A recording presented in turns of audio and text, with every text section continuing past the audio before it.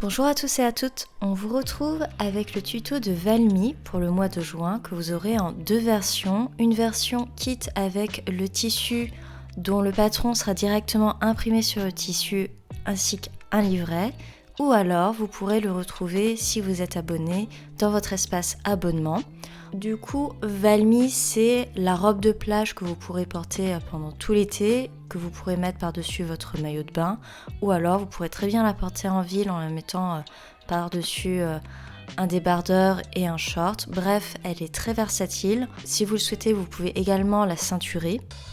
Donc si vous avez acheté votre kit Valmy, on vous conseille de bien repasser votre tissu avant de le couper. C'est très important, par contre on vous déconseille de le laver parce qu'étant donné que c'est de la viscose, ça peut légèrement se déformer à la machine à laver. Donc repassez bien votre tissu, suivez les lignes rouges pour découper votre patron directement et on va pouvoir commencer à coudre avec la pâte polo. Alors pour les pâtes polo, on va vous conseiller auparavant, si vous avez l'occasion, de pouvoir thermocoller l'envers des deux pièces de la pâte polo, mais également de thermocoller les deux pièces du col. Nous allons prendre les deux pièces qui forment la pâte polo et on va venir sur l'envers du devant poser les pièces. Alors attention, la pièce qui est rectangulaire sera à gauche de la fente et la pièce avec le petit décranté carré sera à droite de la fente. Donc épinglez l'endroit de la pâte polo contre l'envers du devant et vous allez venir faire coïncider le haut des pièces. Et vous allez voir, c'est normal, les pièces sont un tout petit peu plus longues que la fente et c'est pour ça que vous allez prendre un stylo effaçable ou un crayon et une règle et vous allez venir tracer un repère en bas justement des pattes à 1 cm en dessous de la fente du devant de la robe. Donc une fois que vous avez tracé ce petit repère à droite et à gauche, vous allez pouvoir venir piquer à 1 cm du bord le long de la fente jusqu'au repère. N'hésitez pas à bien faire un bon point d'arrêt au moment justement du petit repère. Une fois que vos pattes sont accrochées, vous allez venir les écarter et tracer une petite diagonale en bas en fait qui va rejoindre le coin de la fente jusqu'au petit repère que vous avez dessiné. Donc vous allez le faire à droite et à gauche et vous allez ensuite venir couper sur les diagonales. Attention à ne couper que le tissu de la robe devant et pas les pattes, c'est très important. Vous allez ensuite remettre la robe sur l'endroit et vous allez venir tirer sur une patte pour pouvoir venir repasser la valeur de couture vers la pâte polo. Et vous allez faire du coup pour une patte et ensuite pour la deuxième patte. Et une fois que vos pattes sont bien repassées, vous allez venir faire une piqûre guide à 1 cm du bord sur le bord opposé de chacune des pattes. Cette piqûre va vous aider à ensuite replier au fer vers l'intérieur la valeur de couture. Donc une fois que vous avez plié sur vos piqûres guides à 1 cm, vous allez à nouveau replier en deux, cette fois-ci la pâte polo. Et en fait, en pliant, vous allez venir cacher le bord franc en venant le prendre en sandwich. Donc n'hésitez pas à mettre un bon coup de fer à repasser. Et vous pouvez également mettre quelques épingles pour bien maintenir les pattes pliées comme il faut.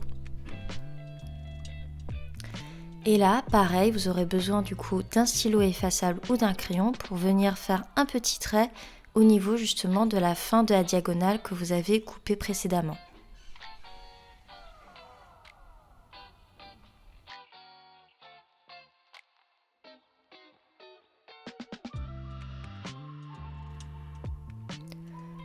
Une fois que vous avez mis votre petit repère, vous allez pouvoir venir surpiquer le bord des pattes polo pour bien les maintenir fermés en faisant une piqûre nervure à 0,25 du bord ou 0,5 si vous vous sentez moins à l'aise. Une fois que vous avez surpiqué des deux côtés, vous allez venir bien repasser et on va revenir sur l'envers de la robe et on va écarter les pattes pour pouvoir récupérer en fait le bas de la fente.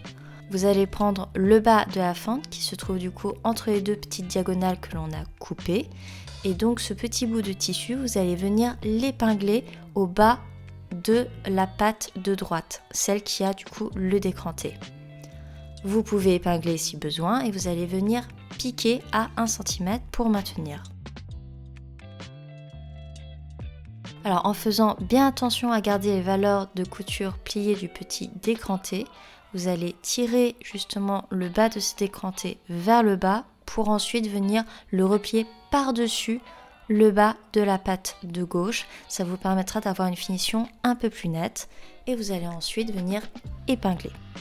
Donc n'hésitez pas à revenir sur l'endroit pour vérifier que le bas de la patte polo est correctement installé, comme si le vêtement était fini, que du coup vous n'avez pas de tissu qui dépasse ou de petits fils qui se trouvent mal placés. N'hésitez pas à remettre quelques épingles en plus pour tout bien maintenir. Et à ce moment-là, on va pouvoir finir la patte polo en venant faire le petit carré qui se trouve du coup en bas de la patte. Donc c'est un petit carré qu'on vous conseille de venir tracer au préalable avec un stylo effaçable et il va faire environ 2,5 cm sur 2,5 cm.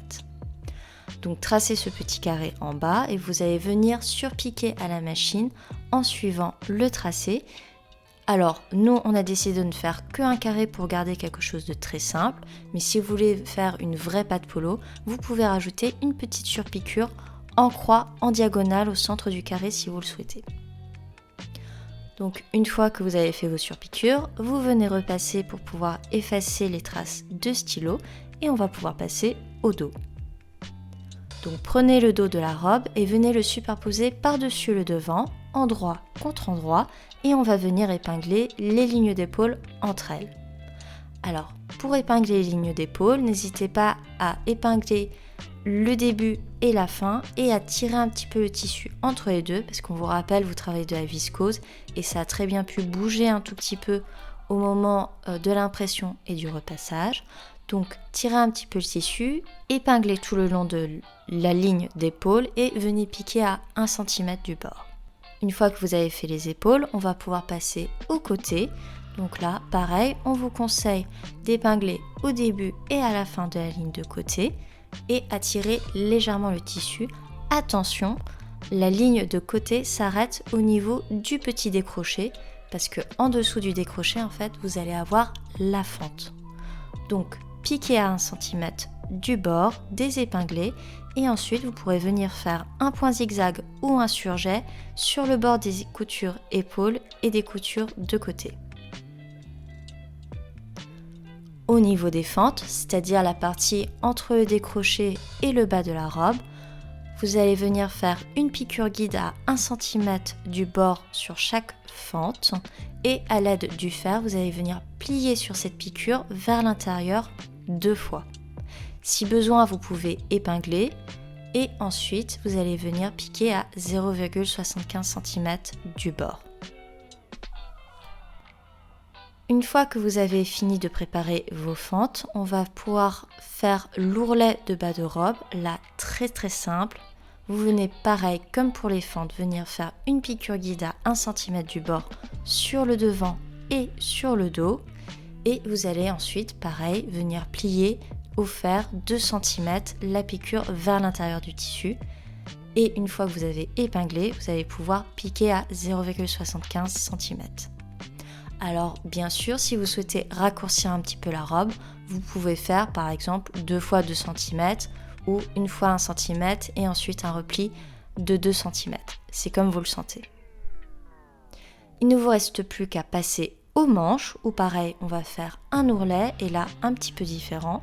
Donc là, on va venir faire une piqûre guide une première fois 1 cm sur tout le pourtour du bas de manche et vous allez venir replier au fer la piqûre vers l'intérieur, comme on l'a fait tout à l'heure pour les fentes ou pour l'ourlet.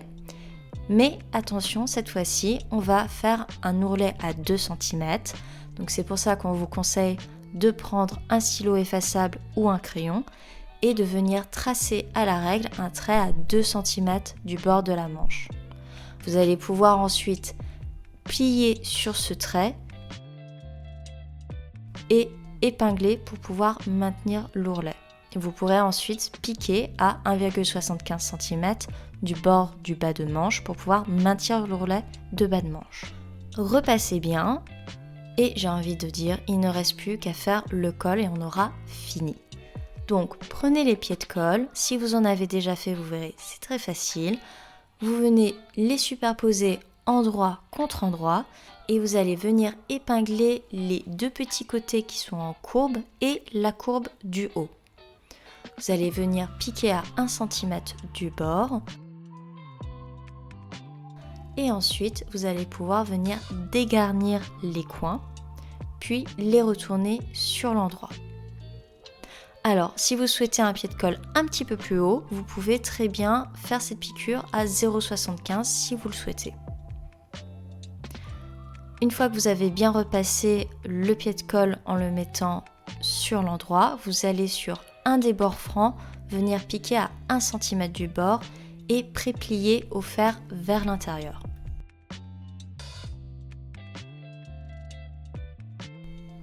Vous allez pouvoir ensuite prendre votre robe et en venant prendre le pied de colle et l'encolure de la robe, alors endroit de la robe contre endroit du pied de colle, vous allez venir épingler le bord qui est non préplié. Et vous allez épingler tout le long de l'encolure de la robe. Vous allez ensuite venir piquer à 1 cm pour maintenir. N'oubliez pas de faire de bons points d'arrêt. Et vous allez ensuite rabattre le pied de colle sur le bord franc de façon à cacher justement les valeurs de couture de l'encolure. Vous allez venir ensuite épingler pour pouvoir tout maintenir. N'hésitez pas à prendre votre temps, c'est vraiment la toute dernière étape.